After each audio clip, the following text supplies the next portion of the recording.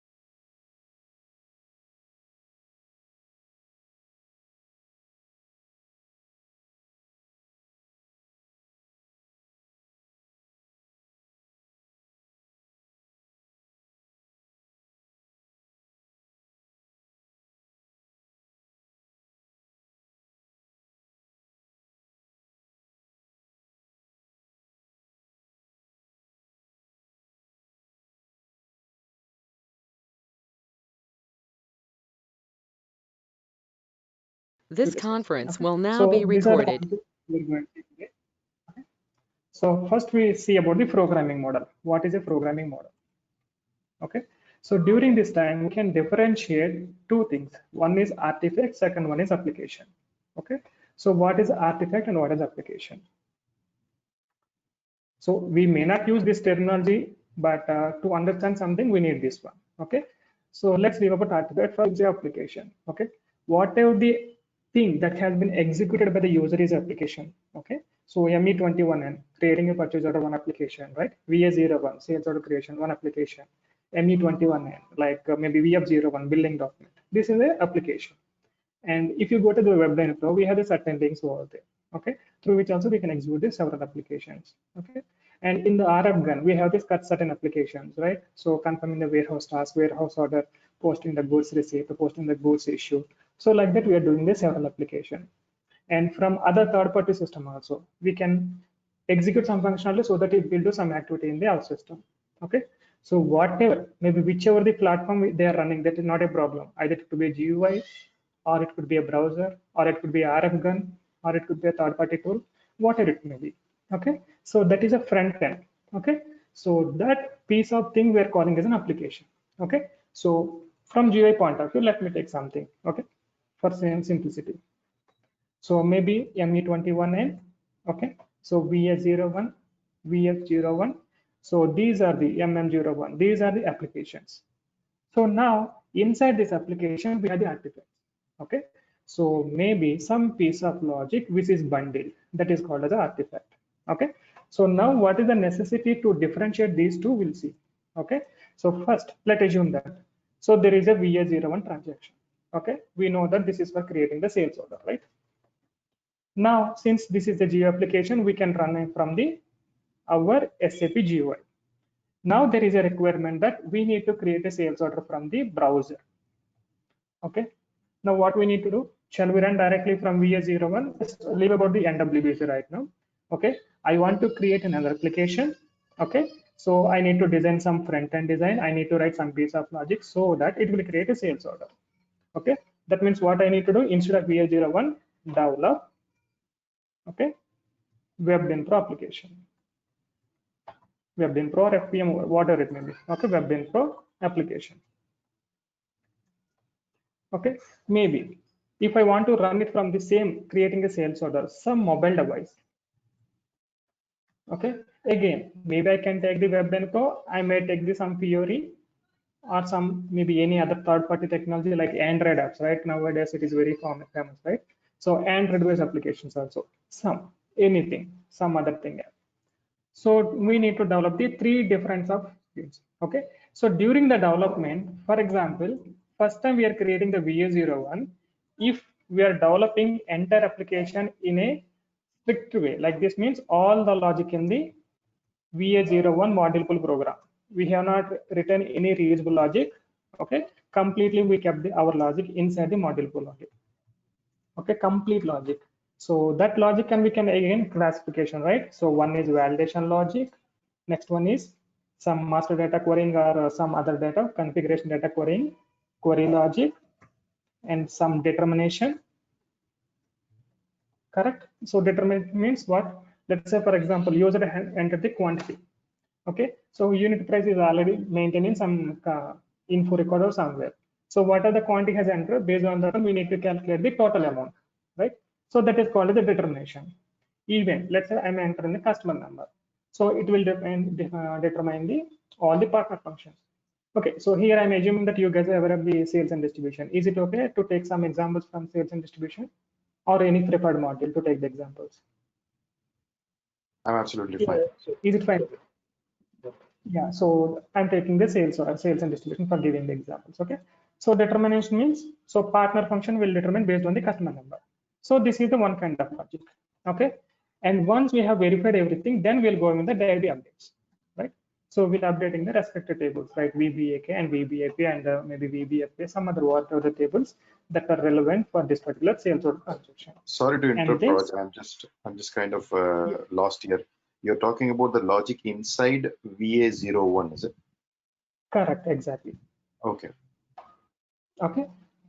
So even it is a generic logic, not only VA01, any transaction you take, okay, data creation transaction, inside this logic type, we will validate the input, we'll query the some data, then we'll determine the some values based on the user input, then we'll perform the database updates, then finally we'll process some subsequent actions, maybe message output, printing or something.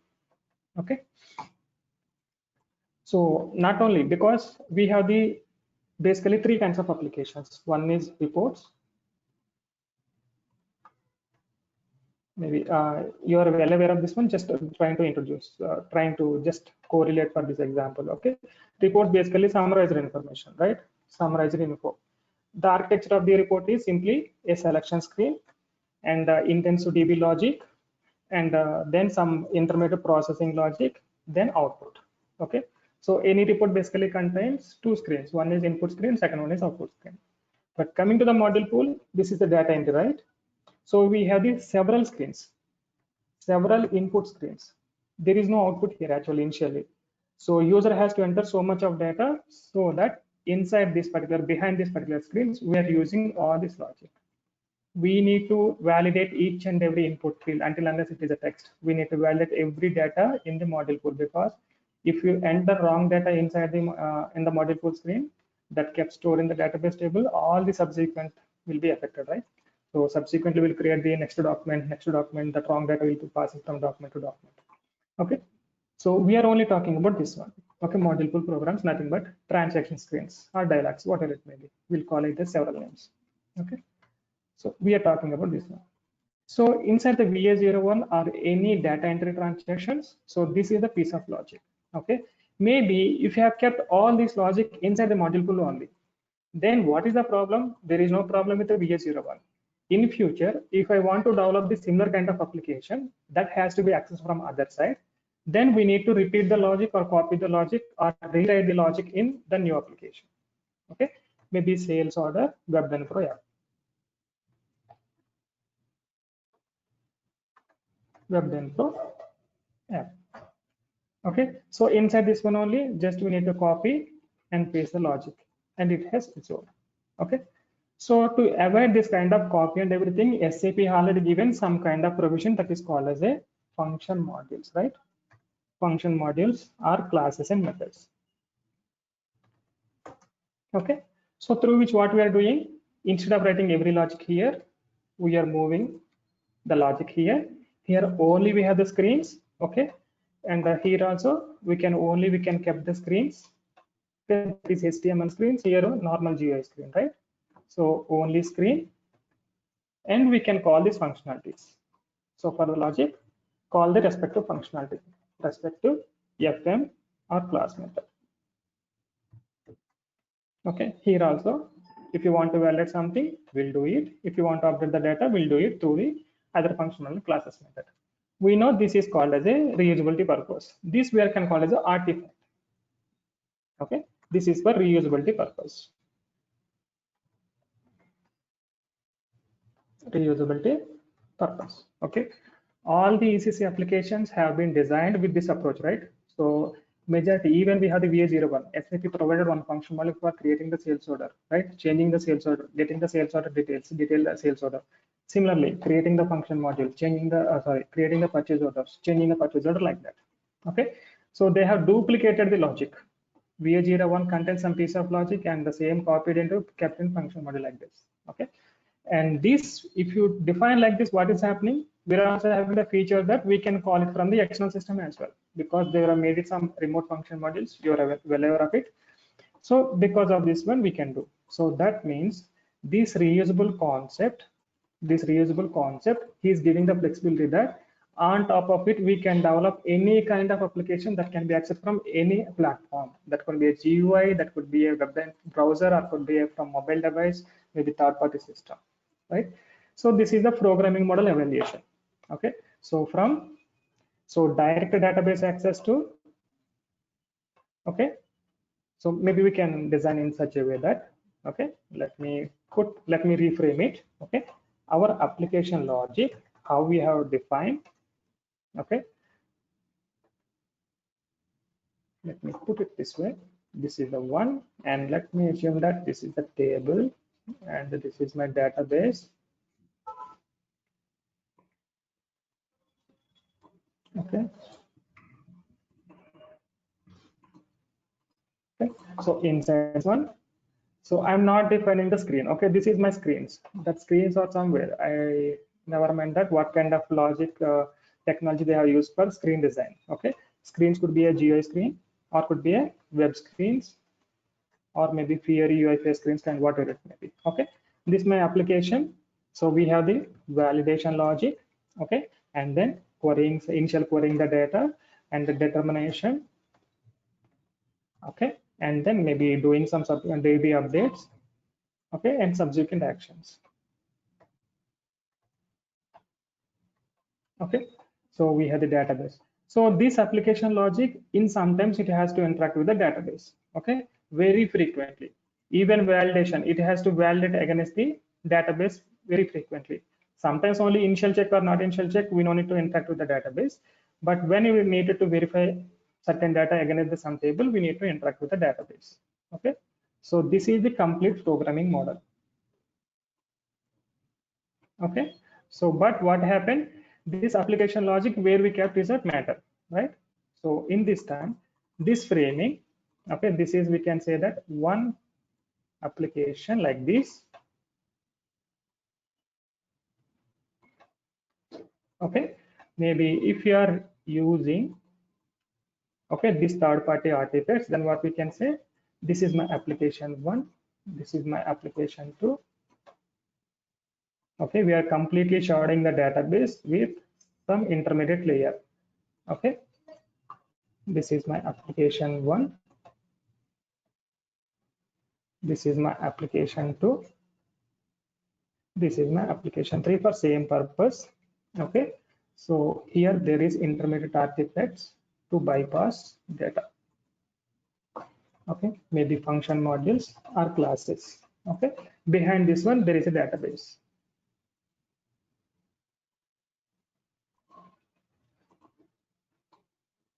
Okay, even we are developing one application, we are giving the first preference to find some classes and methods instead of directly querying. We know the tables. Let's say you want to get the data from the some tables, okay, which related to certain function or certain more functional area, okay, either SD or ML. So we are giving first preference to find some function model, okay, to perform certain activity instead of the querying the database tables. Okay, so we are inherently just what we are doing, just we are trying to working at the intermediate layer. If we are not able to find this one, then only we are directly querying the database, until unless we are completely avoiding this one. Okay, this is our ERP programming model. Okay, till now we are using. Then what is the change here? Okay, what is the problem with this one? Why the new programming models are coming? Okay, so new programming model, also called as a framework based model. Okay, so any queries till now before discussing about the new programming model? Current programming model. This is in ERP. Okay, okay, in ERP, or we can say that ECC. Okay, I think you guys are aware of the HANA, right? Okay, so just before discussing the new programming model or framework, first we'll see how the HANA affected our programming model. Okay, just so there are so many changes in the entire application development after coming with these particular innovations. Okay, how development affected. Okay, and we'll see that what is the scope of each and every technology. Okay, so let me take a some typical application design development. One is screen. Okay, next one is ABAP logic, next one is DB logic. Okay, screen design, ABAP logic, okay, and database logic. So here first, if we are taking only GUI based application, at that time the screen will be designed using the screen painter, right? SC51. We are designing the screens over there. We're having this so many different input fields. It could be a simple or a complex. Simple means like input field, checkboxes, and text inputs like this. Complex means table control, tab steps, and everything. Okay. And coming to the ABAP logic, so we are using the straightforward logic, like we have so many luxury of the statements like loop statements, if statements, okay, several statements. Okay, complete ABAP is sufficient to build the logic. Okay, even reusable concepts and everything, that's not a problem. For interacting with the database, we have this certain thing called as a OpenSQL. Okay, so this is but GUI based application. Okay, and coming to the WebDyn Pro. Okay, WebDyn Pro, where we are designing the screens, not in the screen painter, but instead we have the layout. These are HTML layout. Okay, where we are designing our screens. Okay, and but coming to the logic, similarly, ABAP only, and DB as also OpenSQL. Okay, so this is about the WebDyn Pro or FPM application. Okay, like this. Now, after coming this one, nowadays UEFI and Fiori. Okay, so UEFI or Fiori in this time. Okay, so how we are designing the screens using the UEFI or Fiori elements, right? Fiori, it is not completely like JavaScript. Okay, inside this one we have the JavaScript, and now it cannot directly invoke the ABAP logic. That is the problem with these applications. Okay, they cannot directly invoke any of the artifact, either function model classes. So for this one, we are having the some service layer over here. This is called as OData. Okay, this is called as OData service layer. Okay, and that implementation, OData having again several backend things, right? maybe I'm assuming that you are aware of this one. We can build, okay, complete implementation anyhow. Maybe from the CDS view we can do, okay. Maybe from the BOPF also we can do, okay. Maybe if you're having already function modules or search or something, okay. That is up to us which method we have taken. So this OData service we can implement like this. That is also we can say 90% ABAP only. Only few cases it is not ABAP, okay. In other cases it is ABAP only. And coming to the backend logic, open SQL, okay. So here this is the screen design evaluation. We are not talking about the backend only. Either you design your application using the screen painter or HTML or your theory, okay. Backend remain ABAP, okay. This is the evaluation of screen. Now coming, we'll see that evaluation in the database, okay. So how the evaluation? So database logic evaluation will be there in two ways. One is before HANA and after HANA. After HANA, okay. So before HANA only OpenSQL is the chance, okay. But after HANA we have the two things, okay. So one is native HANA, next one is ABAP HANA, correct. So why we are introducing all this is, so BOPF is also a little bit involved in this complete application design, okay, not about a specific area, okay. So that I'm explaining here, okay.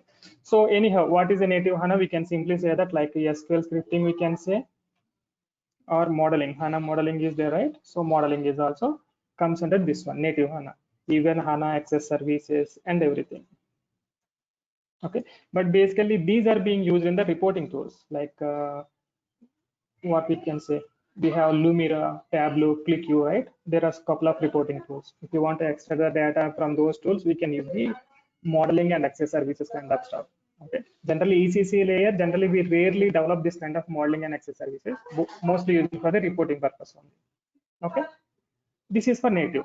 Coming to the ABAP HANA, we have the two ways. One is CDS views and next one is AMDPs, okay. AMDPs, okay. So this is the database level evaluation, okay. So OpenSQL, native SQL and ABAP HANA, we have the three fields in the DB layer, okay.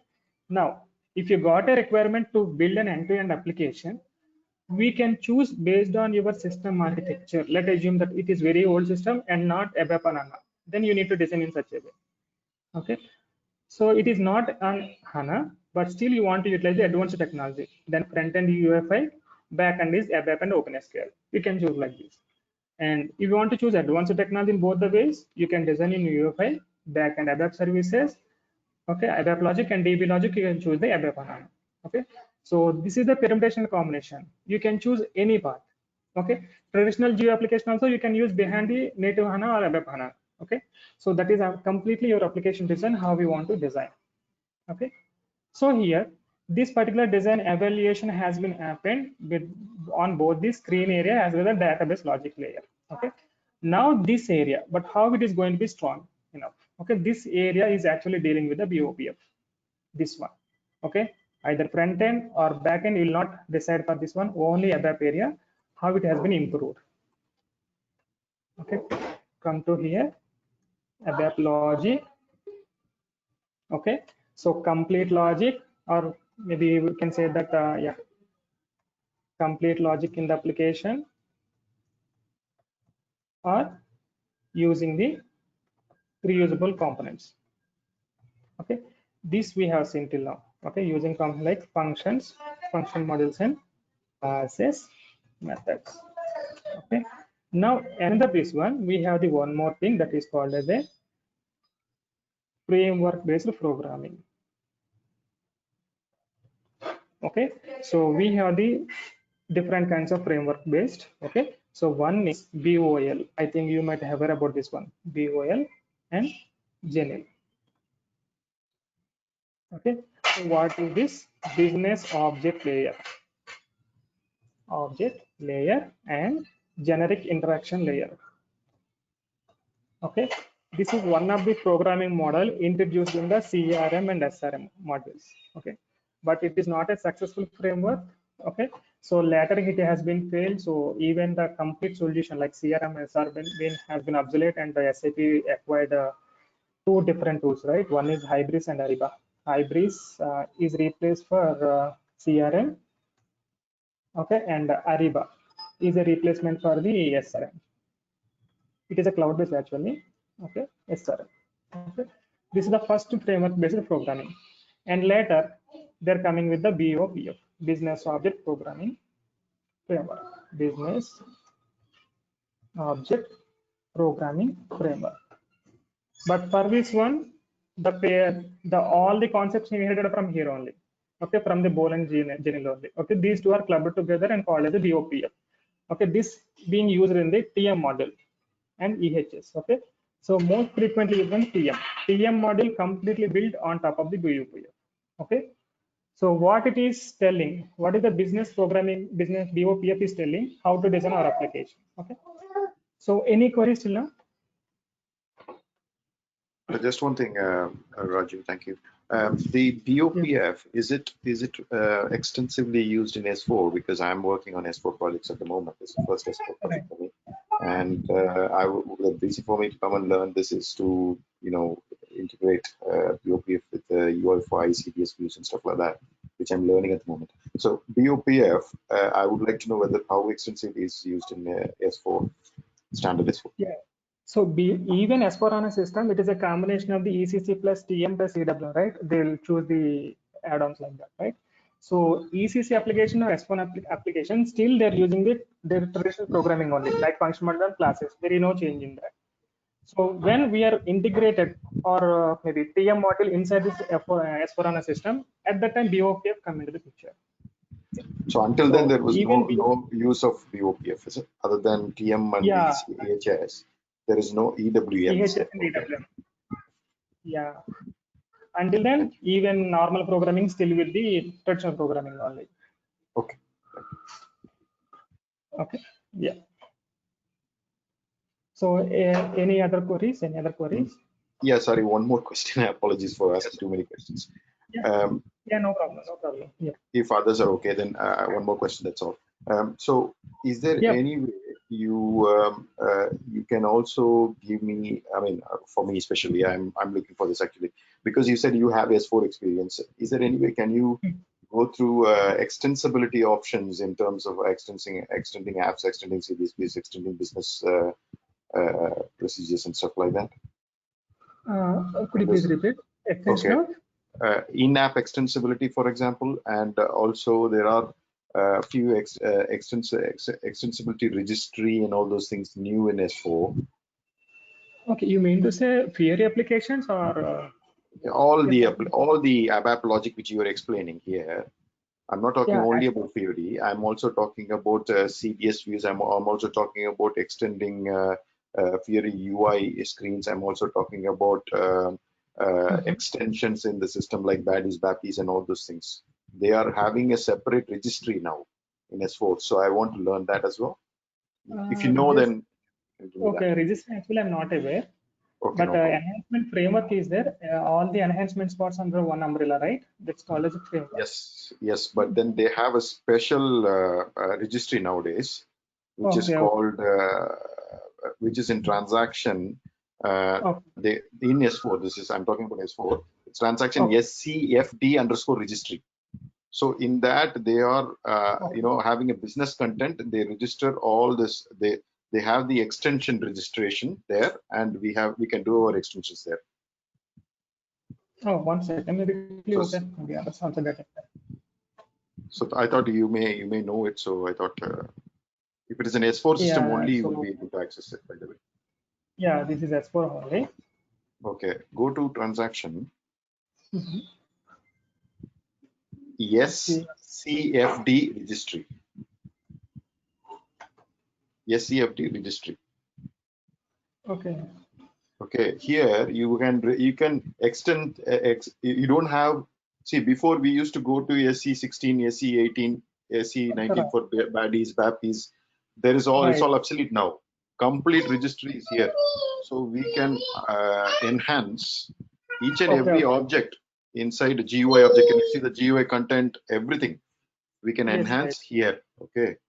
So I want to learn this bit, including BOPF. So I don't know whether you will teach me that, but the BOPF, just BOPF, if you teach me also, it's okay. If you don't know, if you don't know this, I just want to learn that. If you have anyone to teach me. Okay. Actually, first time I'm hearing, I think it's a good good thing for me. No worries, no worries. These are all S4 items actually. So don't worry. Oh, okay. I think yeah. Serious. Okay, this is We can complete extend S4 each and every item in the, as you said, ABAP logic there. We can extend each and every item of the whole stack, UI5, ABAP logic, and also the database side, application logic. So do we need to create something over here, like, or it will show? That is what everything? I want to learn actually. That is, see, the extension we have to create here and then write our program here, you see. Then we'll see one thing. I think this is only for ECC components, right? We'll see in MM relevant or SD relevant. No, I'm not asking you to. Sales. I was just asking whether you know it or not. Just fine. Okay, just business context. And it is navigating to. So ultimately, we are going to write inside the some method or like BADI means like we need to implement something. Yes, absolutely. But this is a framework they have given us. So persistent include and the transient field include is the where you add your fields into the screen actually. So you add your screens and all those screen elements and all those things here. So automatically it will be reflected in your UI. So there are a lot of things they have given which I want to learn in depth, but I only know a little bit now. So I thought you may know this because when you introduce BOPF, it's all related to application logic. So I thought this could also include extension as well in terms of BOPF. So I thought that. So anyway, if it's not covered, it's fine. If it's not covered, it's fine. No. Okay. Yeah. Actually, it is not scope of it. Maybe I will also analyze this one how we are going to utilize, and we will see that. We will do R&D on this. So anyhow, it is system, so we'll try it once. Okay. Yeah. Nice. Yeah, Thanks. No problem.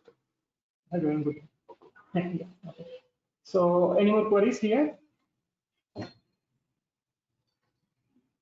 Okay. So this is the new programming model BOPF. Okay. So through which we build application logic. So that means where we are using it. So in our application, this place is actually concept for the BOPF. Okay. So how we are using the function model classes and everything in the same place we are using the BOPF. But how it is different from the function model classes we see. Okay. So this is simply a next level of the reusability concept. Okay. Next level of reusability concept and remains same how we use it. Okay. So what it is telling is there are two things. One is define the business object. Okay, and conjure business object. There are two things.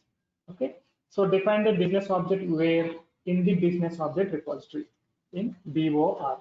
Okay, consume the business object where in the application. Okay, so here come for some questions will be coming. Okay, define the business object. What we are defining here. Okay, what we are defining and consuming. At what level we can consume. Okay, we'll see these two things. Okay, so first defining the business object. So what exactly is this? Define business object. Okay, so first one is data hierarchy, or also called as a data model. Data model. And next one is, here we can say that data and its relations, relation with other data. Okay, this is point of the data. Coming to the logic.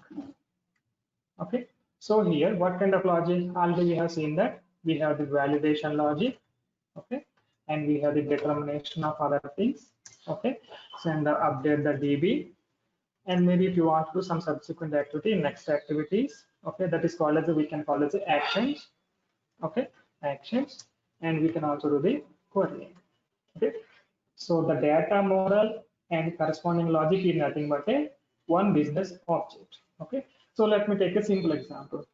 So sales order. Okay, so this may be customer. Let me take a simple one. Customer. Okay, customer is a business object. Now, what is the data for the customer? So basic data or general data, we can say. Okay, maybe sales or data and multiple addresses, right? There are two things. Let me take the three things here. So addresses based on the partner function. Okay, and similarly partner function. Partner functions. Okay, this is the customer data. So general data is going to be in one format or single record, we can say. And sales order data, this is going to be multiple records, right? So if you are extending the customer to the associate organization, so this is going to be the multiple records. And addresses, he can maintain the multiple record based on the maybe company address or some location address or partner functions like this. Okay. Similarly, multiple partner function, sold to party, ship to party like this, right? This is also multiple. So this is the data and how it is dated. So we can establish like this: customer is related to general data. Sorry. So customer general data we can take first. Okay, customer general data, and from this one we can take this sales org data.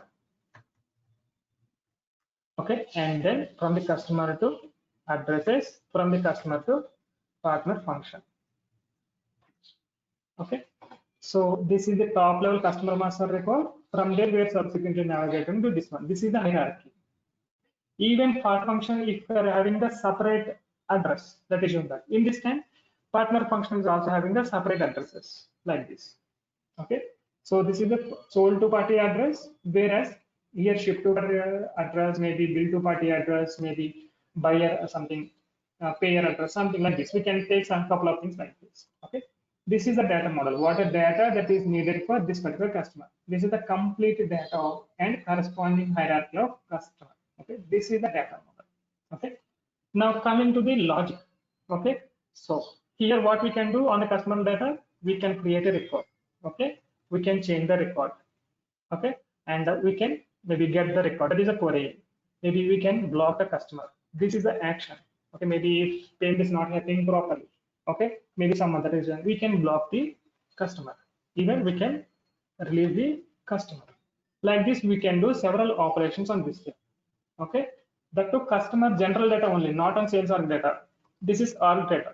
Now coming to the sales org level, here also we can extend the customer to the sales org level. Okay, maybe we can block the customer at the certain sales area level only. Okay, and later we can release. Okay, maybe if you don't want, then we can delete also in our system. Okay, address, maybe we can create or change. Okay, maybe sometimes we may delete it.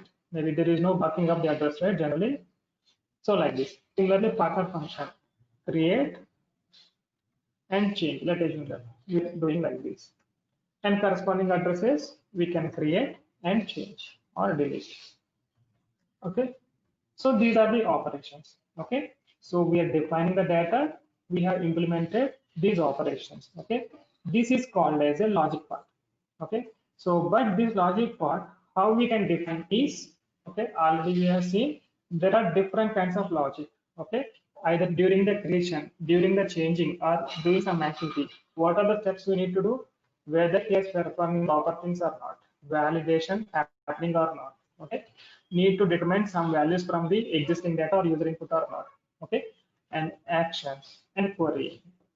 Okay, this behind everything. Okay, every piece of logic will be executed here.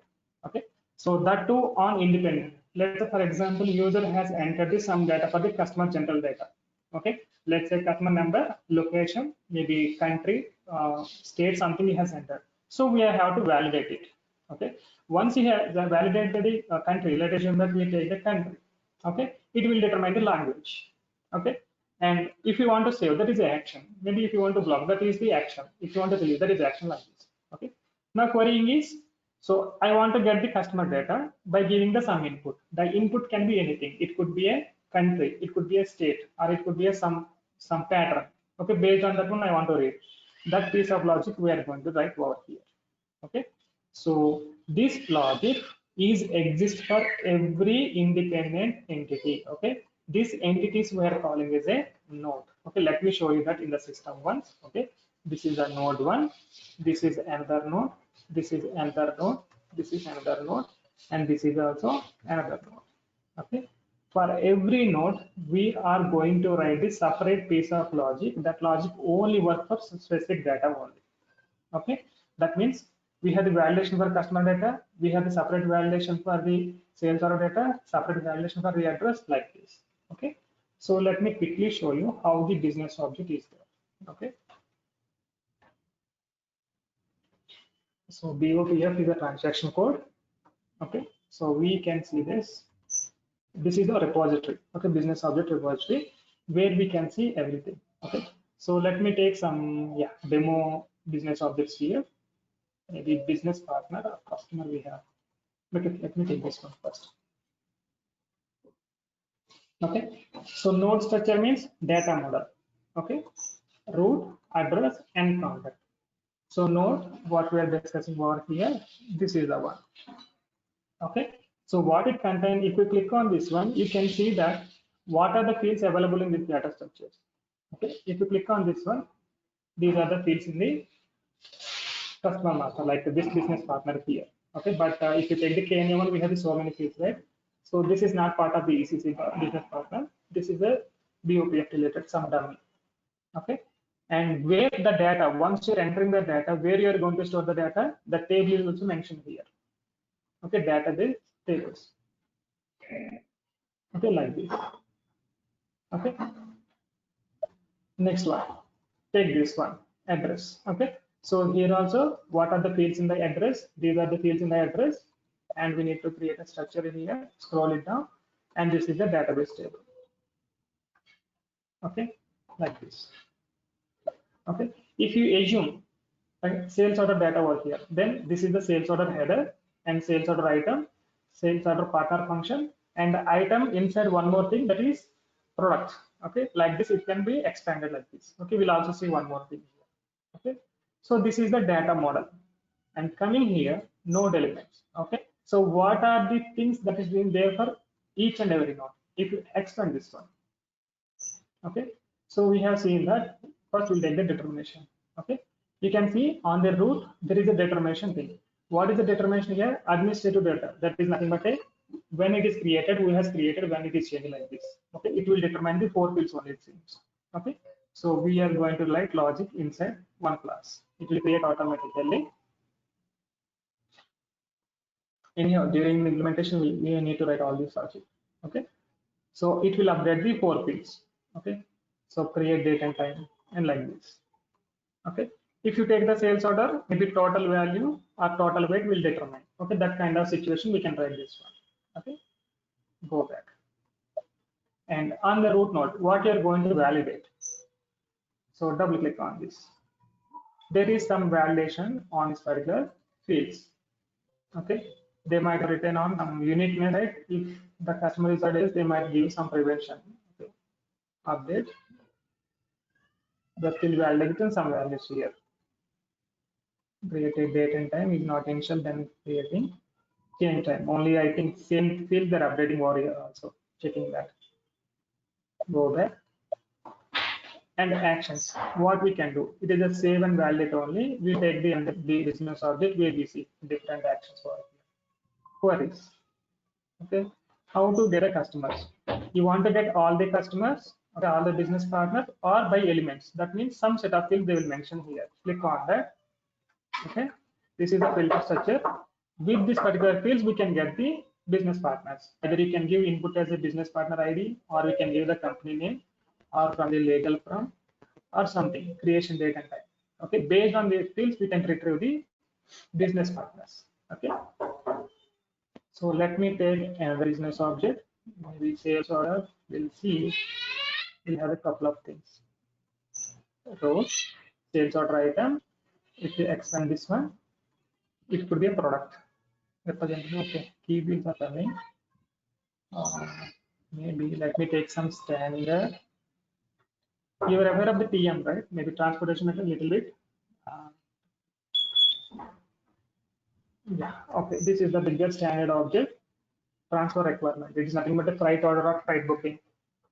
Okay, if you expand, we have so many nodes. You can see that these many. Okay, so freight order items, these are the items, and you see the location stocks. Okay. Here, even if you extend the items, you can see so many things inside this one. Okay, we'll define it. Okay, and now if you extend this particular node elements, okay, and what are the different things? Just would like to show that how complex the business object is, at what level we can define. Okay, Raju, you what can is see that, the, what we can define. sorry to interrupt, what is the difference between the node which is shown in green and node which is shown in gray? What is the difference between them? Okay, you mean to say this one, right? Yeah. Yeah. If it is showing in a gray mode, that node belongs to only this business object. Okay. If you are showing a node with this color with the star symbol, that is another business object we are using here. Okay. So it is like an access control. Let's say, for example, not access control. So if you take the sales order having the header and item, okay, that is belongs to only sales order. But coming to the customer, okay, so sales order can point out to the customer, right? Yeah. So at that time, it will show like we will link. It's like a foreign key relationship we can assume. Okay. So we are pointing it to foreign key relationship. Yeah. Okay. And it is not having the star, right? Only red color. This is called as a dependent. Why dependent is we assume like are you aware of the STXH and STXL table text objects? STXH and STXL table. Yeah. Yeah. Okay, where actually all the text, either it could be a sales order or purchase order, whatever it may be, it doesn't matter. We're storing the text over, right? So that is not depending on anything. That is a generic table where we are storing. So that kind of object this is like attachments, text and everything.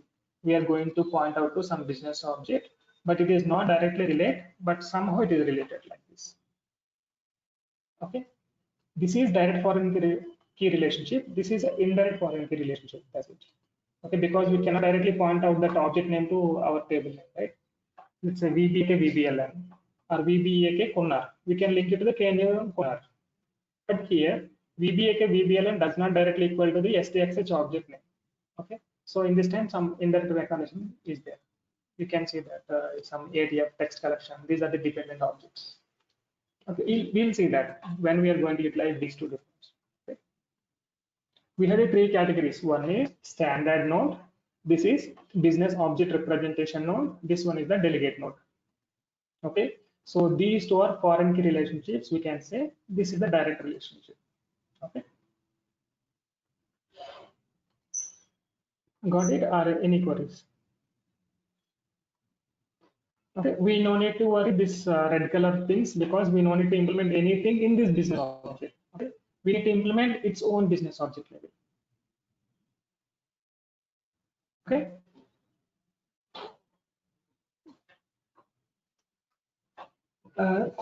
Still in any queries? No, fine. We're going to show us later on in the courses about how it works. Yes, right. That's fine. Simply we can right now we can think about it's a foreign key relationship. Means one table related with other table. That's it. Okay. So now you can see that determination at the root level. Admin data we have change control something. Okay, some values they're determining here. Determination after creating. Maybe they're going to determine one or many fields in this particular root node. Okay, like this they have given this several determinations. Okay. So if you want to do some enhancement, okay. So what kind of logic we need to write? We want to determine some custom field at what time. So you can simply identify over here. Maybe after having this one, we need to implement. Then you can go to here. You need to find some post exit to this class. We can implement. Okay. So there is a easy understanding of the logic. Okay. Instead of directly going to the some SE38 or SE24. Okay. First we can check that what kind of logic is there in the business object. Okay, when my enhancement is going to be triggered. Okay, when some condition is getting failed. Okay, we can go like this. We can verify. Okay, maybe it is happening during the time. We can keep a breakpoint inside this one like this. Okay, it is just simplifying the developer work. Okay, while defining the business object, it is tough. Okay? But for troubleshooting, it is a little bit easy comparatively normal programming. Okay, so at least we can see that what kind of logic inside the program, complete program. Okay. Question, Raju. So this is Sorry. determination. Yeah, yes, please. Because now you're showing a standard BOPF object, right? So in the standard BOPF object, are we able to extend the class methods? I mean, or re-implement or something like that? Yes, we need to do. Definitely we need to do. Or we need to do? Okay, fine. Okay, we need to extend. Yeah, we need to extend, right? Generally, there is a common scenario. We need to add some custom fields to the database tables, right? And we need to fill the some values during the execution of based on certain conditions. So definitely we need to extend these classes. So you will show us Even how to create a. Sorry. Yeah, sure. Yeah, we in the right.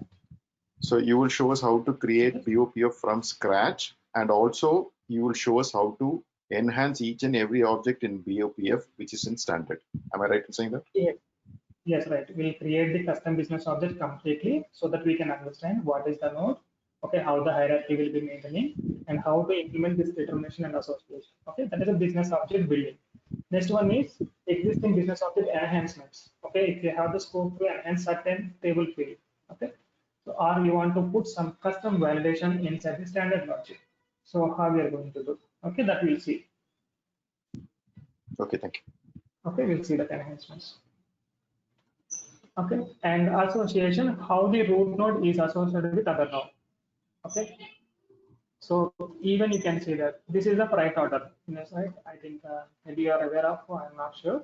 Priority order means generally if you want to ship some items to the third party logistics. Okay, there is a DHL or something, World First, or some courier services out there, right? So if you want to give some items to him and he is going to ship it, right, he will create one order. So in that particular order, we have the all the packages. Okay, he will not bother about the underlying content. Okay, so he's simply thinking about the higher level boxes, the width, height, and everything, right? Based on that one, he will fill some container. That container will be placed on some truck or some train or some maybe flight, cargo, or ship, wherever. That is completely depending on the mode of transport. Okay, so now right order means a collection of we can say that that pallet or something, what the containers, collection of containers, just it. Okay, so that information we can see here. Okay, so what are the different containers we have seen? Okay, that we can see, and whether has been blocked or not. Okay, and what is the next step? Let's assume that shipment like from our location to interment location, that DHL point, from there to maybe shipping point, from the maybe port or something. Okay, some station. From there, if loaded into the some ship or something, it will reach to the destination port. There they will unload it, and again it will be finally distributed to the customer, end customer, like this. Okay, if it is an international transport, like that. Okay, that is the intermediate stops. Okay, that information also we can see like this. So maybe we'll try to see one standard business object. Okay, I'll show you and I will show you the data and how it is happening and how to find the data over here also. Okay, so like this, everything, how it is related from the root, what we can get. Okay, from the one freight order, what we can get the container, and we can get the stops, list of stops, and we can get the what are the attachments. We can get whether it is blocked or not. Okay, maybe something. Okay, and the business partner who has been involved in this particular freight order. Okay, and some charge. What is the charge for this one? Like this. Okay. So that means, to clarify, Raju, you're going to teach us how we can access programmatically in a class, how we can access all these objects. Like say, for example, if there is an association, how I can access an association which is involved in BOPF inside the class itself. Am I right in saying that? Exactly. How to consume the business object. Okay. So how to business consume object a business is already different. Consume means, yeah, and also how to consume. Already business object is there. Okay. How you're going to utilize in your program. You want to my question, how to do this. My question is, Raju, I understand that bit because you're going to teach us how to consume an existing business object which is already declared or created newly business object, how to consume it. You're going to teach us. And also how you're going to teach us, say, for example, in the validation part, if I want to access certain association which is involved in the same business object, how will I access that node from within the validation part, say, for example? programmatically. So that also Exactly. you're going to teach. Yeah. How to access Yeah, all the other consuming the objects yes, internally. consuming the business object means with the business object we have the nodes. From one node, how to navigate to other nodes. Okay. Super. How to perform the determination, how to perform certain actions on this particular node like this. So we'll be seeing everything. Okay, that's all I want to So understand. how we need. I'm just trying to frame I'm what having are the. you going to cover. That's all. Sorry. Okay, yeah, okay. Yeah, that's fine. That's good actually. Okay, so we'll take the couple of associations. So we have the initial data only. From there, how to get the containers. Okay, from how to get business partners for items during association. Slides will do that. Okay, and determination. You want to determine some value during the creation of certain things. Let's say I want to create a price order. Okay, at the time I want to execute only few determinations. So how can we do? Okay, like this we'll see. Okay. And similarly, validation. I want to validate some values. Okay. So you can see that certain validations. Okay. Maybe generally they have given like this. Route actions means if you click on this one, you can see they might validate the several fields. Okay. We can also validate the group of fields. Okay. We can give the separate nodes we can create here. Let's say I want to validate only customer. I can write a simple one, and I want to validate the some maybe what we can enter Incoterms. I can create a separate node only validate Incoterms. I will not ask the other fields. Okay, if Incoterm is wrong, this node will raise the error. If customer is wrong, one node will raise the error like that. Okay, we can write like specific validations or collective validations. That is up to us. Okay, how we are going to define it. One more thing also, And Raj, actions. sorry to give you Yeah, trouble no, first day. I want to be clear in the first place so that going forward there is no doubt. So that's the reason why I'm asking a few questions. So I know that CDS views can generate BOPF. CDS views annotations can generate BOPF in the system. So I know we are using S4 HANA. So how you will also going to teach? Are you also going to teach us that how to identify whether it is generated by a CDS view or how to handle that? And stuff, how BOPF objects are generated in the first place, where to find it. That's an integrated. Yeah, sure. So actually, BOPF can be integrated in three different things. Okay, one is FPM, next one is OData, third one is CDS. Okay, we have the three integrations with the BOPF. Okay, so integration means directly consumed or can be generated. Okay, now let me give you, maybe it is in the meat. Okay, not a worries, but it is a related only. Okay, if I'm already having the BOPF, okay, I can consume in the FPM. Okay, to generate, not to create. Directly it will generate without writing a single line of code. Okay, generate web application. Okay, so here you no need to write a single line of logic to design the screens, to design the backend logic. Okay, if I have one business object, I can create a front-end application. Okay, maybe so for this one we have the FPM underscore WB. FPM underscore WB. It is a FPM workbench through which we can create. Maybe let me open the workbench. I'm not sure it is working or not. FPM underscore WB.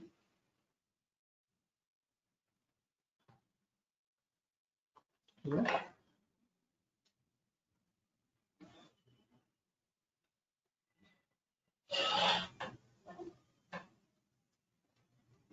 You can see that this is the portal. Now you can see the wizards creating FPM application based on the business entities. Okay, CRUD operation. This is for reporting. This is for transaction. You can simply click on that.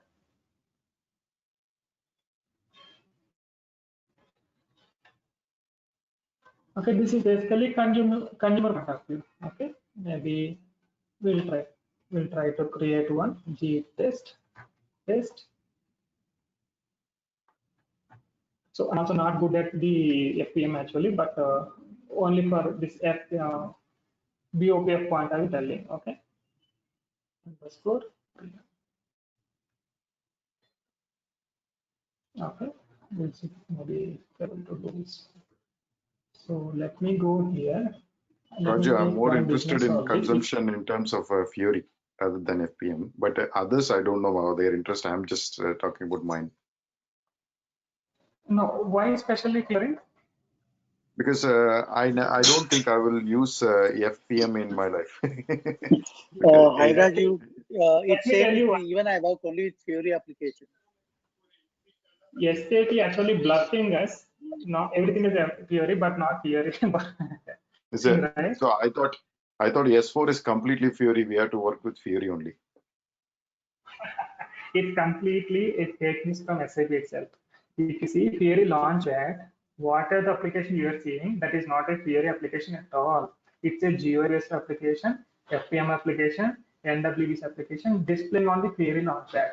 Very few application SAP redesigned in Fiori.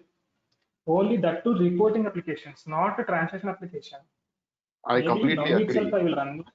No, I completely Yeah. agree. But that is why I'm here to learn BOPF, which is completely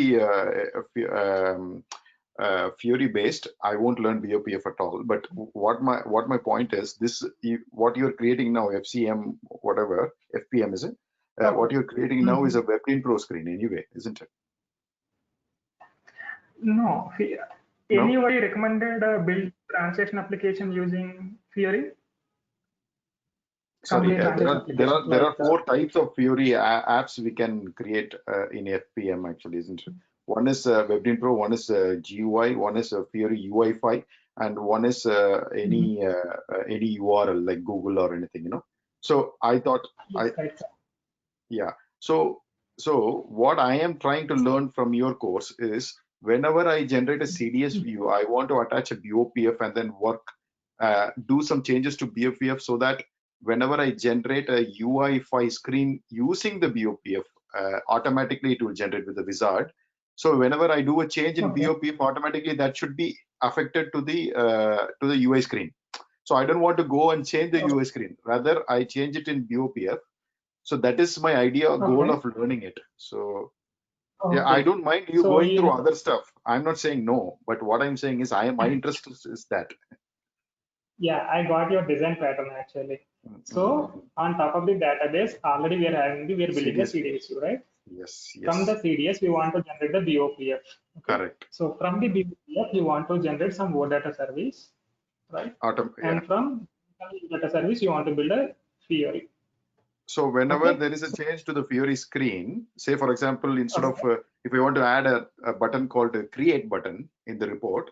Sorry, go ahead. So you start talking. Yeah. Sorry. Yeah. So the question is it suitable for all kinds of applications? My question. So this is not our technical developer thinking or functional consultant thinking. How the user wants to use this app. Okay, wants to use this app. Okay, whether they want to run it from the completely mobile devices. Okay, I agree that small devices like tabs. Okay, maybe small mobiles. Nowadays, smart devices, right? Smart devices. So if they want to run the application in this mobile, then your approach is very correct. So you need that to is what go I'm with this thinking. one. Yes, that is what I'm thinking. User is always working with either GUI or pack stations. You know the pack stations, right? The bigger screens, like somewhere, like maybe it's not like our laptops or desktops. It is around 25-30 inches. Users use it to work. Okay. Then in this time, okay, instead of UFI and Fiori, that is rendering is good. There is no doubt. If you are using the Fiori or UFI, the user rendering is good, but they're comfortable with the GUI-based applications only. Okay. Okay. That's fine. Yes. This is second. And one more thing. Okay. So this is the target technology. But what is the problem with the SAP applications is, so one is reporting, next one is the transactional, third one is the analytical, right? Transactional, next one is analytical. Yeah. So we have the three kinds of applications. So analytical, purely graphs and everything. So generally BW teams use it to work with, right? Analytical backend is always a query, Bex query. Yes, right, exactly, correct. Okay, maybe if you're having the HANA, no need to have BW. Only in the HANA, we can do the modeling over here. Okay, we can directly consume in the tool. Okay. In S4, we are using embedded BW. Okay, embedded BW. Oh, that's fine then. Okay. So in this time, even there is no scope of our Fiori development. It will directly generate the reports and everything. Okay, until unless only for reporting. I am worried only for reporting. Oh, reporting only. Then the simplification is sufficient. But when you're coming with this is the biggest problem in the theory. Mhm. This is okay. So I understand what generally, you're saying. You are right, actually. Yeah. yeah, year theory actually rarely recommended because of some backend locking issues or something. Not only locking issues. So transaction data very, right, security threats, right? When we're moving a certain data, if the banking sector you're working, let's assume that you are building one app for user interaction. You want to transfer the account. So they can do some that kind of things. So that kind of threats. If you're working with normal automobile services and kind of thing, we don't need to worry. We can choose any technology. But our client is belongs to a certain confidential data information or financial related or something. Definitely we need to be worried about the technology we're using. So only with this problem, this particular may not be suitable completely. We need to bypass here. Okay. Reporting, you can choose anything that is up to us. Okay, either Geo application or WebBin Pro or only this one is sufficient actually. Theory is very good for reporting purpose. Okay, but also there is a problem that it will not deal with the huge data. In this time, we'll go with the JPro service. That is also one more. Okay, Java connectivity is there, right? Yeah. So this is your design pattern. Just what I'm teaching, what I'm trying to tell you is BOPF can be created from CDS. There is no doubt. And BOPF create our own. That is we're discussing first. Okay, create our own. Okay, from end to end. Okay, this is automatically created. It is we're creating everything. And consumer point of view. Okay, BOPF consume. Okay, how programmatically consume? Consume programmatically. That means we're writing every logic. Okay. Okay, and consume from FPM application. Maybe we'll not write anything actually. We're also not dealing with the FPM here. Just I will run one application. That's it. I will create one. No problem. That's it. Okay. And anyhow, we're also consuming from OData. Okay, that's it. So how integration with the other components will be seen here. So one of the design pattern is yours. Maybe we'll also see try to generate OData service on the OPF, and we'll see we're able to create fewer applications. Okay. Okay, but can we? I think we can generate OData services on an existing BOPF as well, isn't it? Standard one as well, isn't it? Yeah, but sometimes it may not work. There is some components missing, then we cannot generate. We can also generate directly from CDS. That is also fine. Okay, yeah. Okay, we'll see. Thank you. Thank you. Sorry to pester you with too many questions. Yeah. No problem. I think if you're asking so that I am able to tell you that couple of things so that others can also understand what is the advantage of the BOPF in the program hierarchy. Okay, this is complete application design. We're having so many things, so many technologies has to interact with other. Okay? Because if you take the simple application, database table, I'm writing some select query, displaying in the LV report. Application is done. What is the necessity of BOPF? Right? One kind of design. That is one kind of design pattern, right? True. Yeah. Simply DB, OpenSQL, and ALV. That's fine. My application developed, but I don't want to run in GUI. Then what I will do instead of ALV report, I will remove here. I will write some UFI application, and on top of this particular program, I will generate a OData service. Okay. So here actually there will deal with. Okay, when you go with this one also. Okay. Yeah. One second. Maybe quickly see. Okay. Already let's say 15 more minutes, guys. Yeah, okay, this is also used.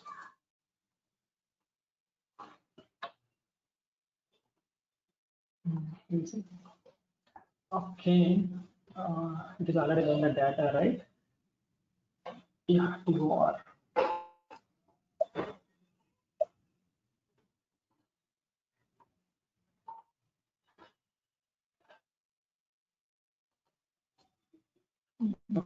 Object now.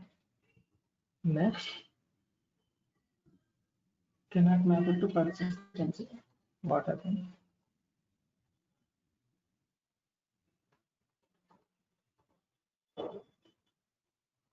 Okay, maybe I'll take some dummy object already we have, right? We'll check that is available or not. And quickly do it. Not structure.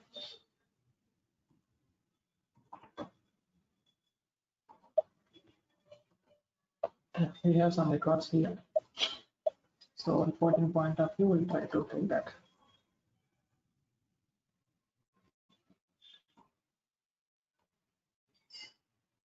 Okay, next.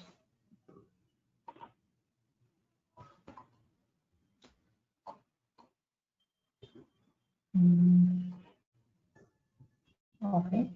Next. Enter value display help.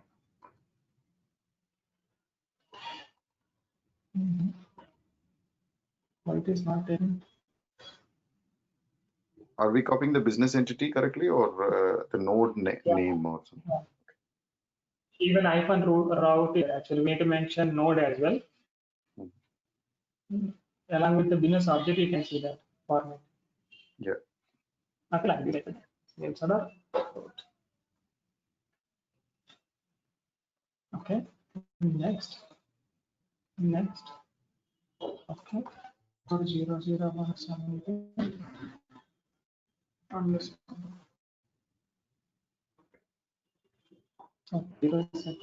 Right there. 9. We need to change these names as per the naming standard, but training system, right? This time proceeding. 9 is also exist. Okay.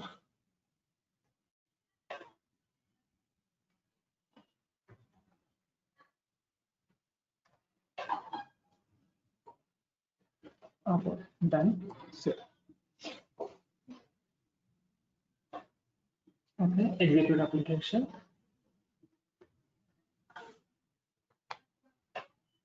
It will automatically create this screen as well as the output screen. Okay, you can see now.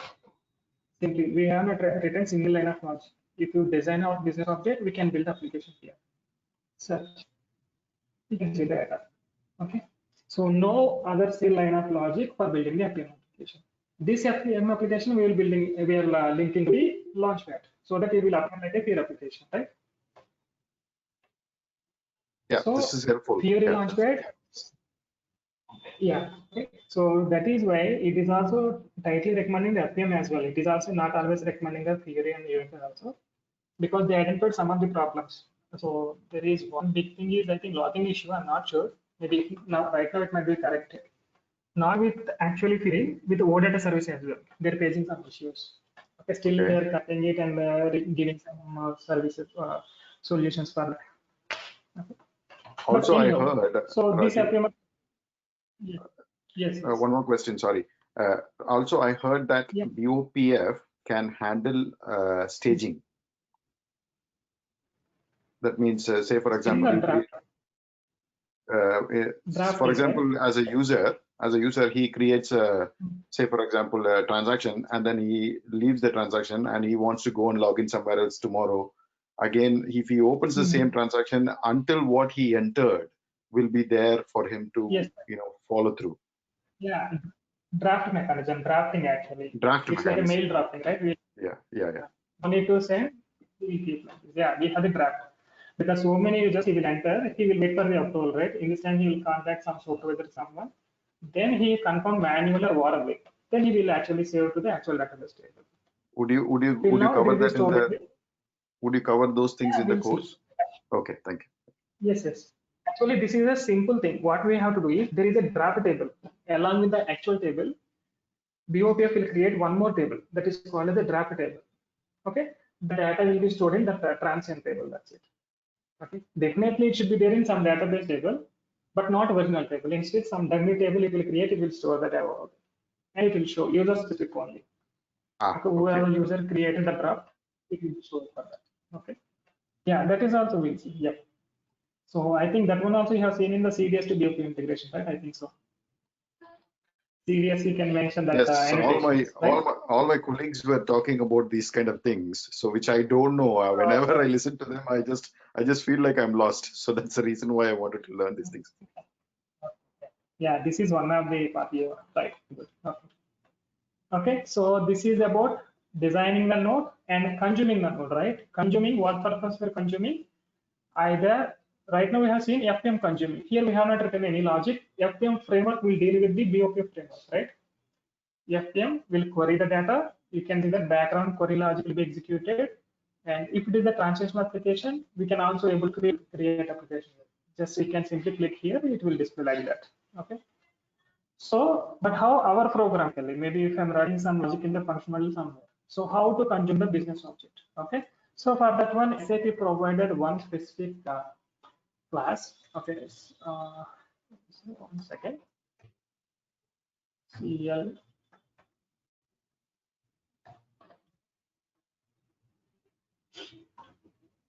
transaction BOPF transaction manager process service manager, where is service manager? SCRB MGF somewhere you can see. Yeah, service manager factory. Okay, so this is the class through which you will get the service manager. So this inside these methods are common, only parameters get changed. Okay, we can see that couple of methods here. Check action, okay, do action, modify, retrieve by association, query. Okay, so this we are keep on using repeatedly, but if you see, let's say query, okay, only parameter gets changed to get the different data. Let's assume I want to get the sales order data, I need to use the same method. I want to get the customer data, I need to use the same method. I want to get the purchase order data, I need to use the same method. Only this query filter key nothing but we need to pass some values. Okay, so I want to give the purchase order number, so I need to provide the purchase order number, some field name and corresponding value to selection parameter, so that it will read the purchase order details. If I give the sales order, it will give the sales order details like this. Okay, this service manager are common. Whatever the business object in the business repository, we are keep on working with this methods. Okay, so we need to get to understand how to work with this particular service manager classes.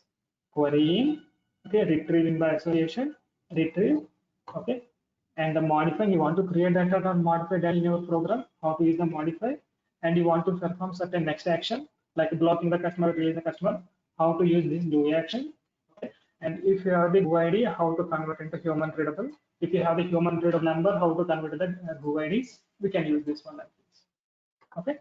So this is the central class we need to utilize throughout our development. This is consumer, okay, this is not a used inside the BOPF business object design. Business object design will write there is a different kinds of classes, okay. So inside also we have the classes, that is a different completely. Maybe let me take route, okay, maybe some determination. So inside also these are the specific classes. Okay, inside also we need to deal with the buffer. At the time, there is a different kinds of classes we need to use, standard classes. But consuming point of view, this is the central class, okay, service manager, okay, through which we can access all the business objects in the business repository. Okay, so that we are also going to deal with. Okay, so these are the two things. One is how to define your business object, what are defining. So first one is nodes and corresponding elements. Okay, and next one is how to consume. One is programmatically. Okay, so using the service class or service manager class, we can say. Okay, next one is maybe FPM. FPM, why? It is for the application, completely application design. Okay, next one is OData. It is for OData service purpose. Okay, these are the couple of ways. Okay, and for creating, as you raised that one, right? Creating a BOPF object, BOPF, that is nothing but business object. There are two ways. Right now we have seen, right? One is manually everything. Next one is from CDS. From CDS. Okay, this is for creating a business object. So we are talking about initially manually doing everything because we can learn everything. So once we are designing the CDS, okay, it will not create everything. It will only create the data model only. Only data model will be automatically created. Okay, but node elements we need to implement. You want to validate something, you want to perform certain action, that we need to extend that existing created model. Okay, so from the CDS, whatever the business object created, it does have only data model hierarchy, root node, item node, like that it will be CDS view 1 under CDS 2, whatever the association you have mentioned in the CDS view. Okay, so multiple nodes it will create, but it will not generate any elements. We need to implement manually again. Okay, so that means it is not completely automated. Okay, not completely automated. That's it. Okay, so any queries here? Any queries? You're a good man, Raju. Thank you. It was very good, actually. I have two questions. One is, how long will it take to complete this course? Okay, if you teach me, and what is the timing actually? Because yeah, I'm in a different time zone, so I would like to know how to manage my time. In the weekends, I cannot do anything, so kind of stuck. Okay. Actually, yeah, it's a total time frame is 2 weeks, around 10 days. That means daily we have 1 to 1.5 hour. Sometimes it will be extended to 2 hours also if the concept has to be completed. Okay, mostly 15 hours of the total time. Okay, and next timings is maybe IST time. What is the feasible time available? Actually, I will be available in the morning. Okay, from 7 to 9. That is IST. Maybe afternoon time you want to have, it's around 4 p.m. to 6 p.m. like this. These are the time both. So you're talking about everyday course, yeah? Yeah, every day, weekdays. If it is a weekend, we can also think about separate timing. It's a weekdays. I wanted it in weekends, if you don't mind. Okay. Because So I start weekends work then, around 7 o'clock in the morning actually, so finish around 7 o'clock as well in the evening. So my work is okay. hectic, yeah. So in the weekdays. Yeah. The 11 to 1 plus again, is it okay to have 2 sessions per day in the weekend? Yeah. Morning and evening. Yeah, I can manage. Raju, So that because available from 2 to 4. So yeah, 5 to 7 is okay. Okay, 5 to 7 or something. Is it okay to have maybe 4 to not only 5? We'll try to have from 4 to 6 something. Okay. Okay. So in this case, maybe 3 weekends will finish the job. Yeah, 3 weekends, right?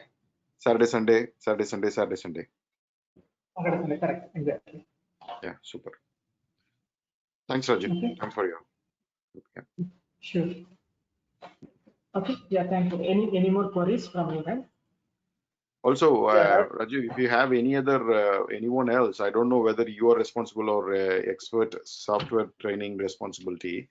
I want additional knowledge in terms of extensibility, which I showed you.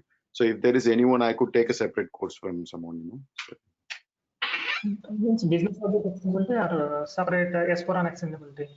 yeah, that is correct. Yeah, S/4HANA extensibility, which S4 includes everything. maybe I'm not aware. Maybe we can check with the Naveen ones from experts of trainings. So he will give you some details. Maybe otherwise I will do some R&D. Actually, just now I got to know. It's a very good thing for me also.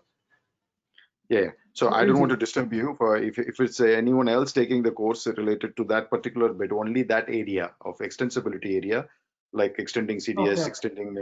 extending BAPIs. BAPI is fine. So it's normal classic anyway. We can do that. Extending business components, extending Right. UI5 and stuff like that. That would be great. Okay. Maybe please check with the Naveen one. Like experts. Okay. Raju. Thank you. Yeah. Yes, please. Yeah, so instead of 4 to 6, 5 to 7 will be better for me. Because I want some assignment. Which one? So weekends. This one. You mean this? Yeah, 5 to Yeah. 7. 4 to 7. So instead of that, 5 You to mean 7 would be better for me because I have some stuff in weekends on 2 to 4.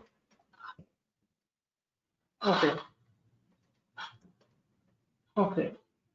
We check with the other members' possibility as well, and we'll publish the common timings. Okay, maybe a couple of 1 or 2. Okay, proposals so that we'll confirm one timing. Okay, mostly weekend. Is it okay for everyone, right? 5 to 7 maybe. If you're okay for this one, then you For can me, also tell weekend that. anytime is Whether okay. we'll do that. Thank you. Okay, then okay. Okay, you can give the timings to the Naveen ones. Okay, so that maybe he will finalize. We'll check with everyone so that we can start. Okay, maybe if not able to fit in one batch because of the time constraints, maybe we can split into 2 batches also. Okay, if needed. Okay, so maybe one set of guys we can do it in the morning and one set of guys in the evening. Okay, so that is also fine. That's not a problem. Okay, because it is a small course, right? So no need to worry. It will not run long time. So we can finish it up in a 2 batches also. Okay. Super. Yeah. Okay. Harsha, So Harsha, please, I wanted to ask, excuse me. yes, please, Harsha. I wanted to ask, like, will you be going through the ABAP programming, initially basics of the ABAP programming? Because I don't know anything about ABAP programming, and when we are talking about the logic, there would be different difficult for me. That's why. Oh, okay. Then in this time, I think I need to take 2 to 3 classes separately for you. Okay. So Okay. maybe other, what are the building blocks in the other? What is the control structures? What is the loops and what is the function models? So it's not like make you to develop an application, but at least you need to understand what is the other programming. Okay. So Yeah. what is object oriented? Like that. So I will take separately 3 classes for you. Okay, maybe 3 Okay. application and the other Mhm. logic. Okay. So that you will also get one. Yeah. Yeah. So any more queries?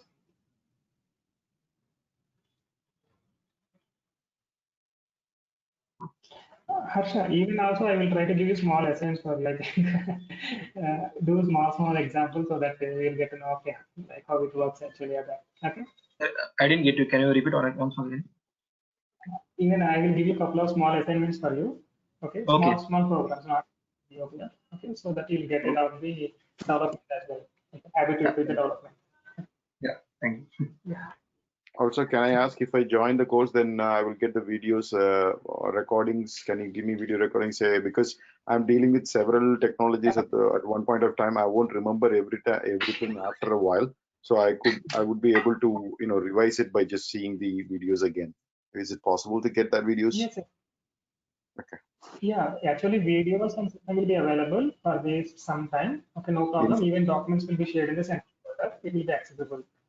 Super. In fact, I think in that case, I don't want to waste your time. If you can provide videos, then I won't really attend the course live. So I can, it's on demand. If you give me an on demand solution, I can pay the course fees and I can get the videos. Okay, then I think that, yeah, that's also fine. Maybe, yeah, okay, based on your timing, maybe you can attend. Anyhow, videos also available. Okay, Okay, that is maybe great. you can, okay. Maybe for maybe any doubts, clarification or some like mutual agreement, some kind of R&D activities, during, if not along with the videos, right? Okay, anyhow, that's up to maybe based on your convenience also. No. I'm just saying, just in case if I miss a class or something on that weekend, something came up and I could not attend the class. In that case, there is a backup actually I have. So also, I'm just, yeah, definitely, yeah.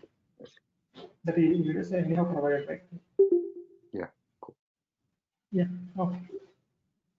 Thanks, One Rajat. It was question. great. When are you planning to start the course? I mean, get into the course? Next week, next weekend, or next Monday, or I don't know. That's right. Or do you need to discuss that one with Naveen and after everybody consultation? Yeah, once we got the confirmation from the people, maybe we'll start soon next week itself. Okay. Okay.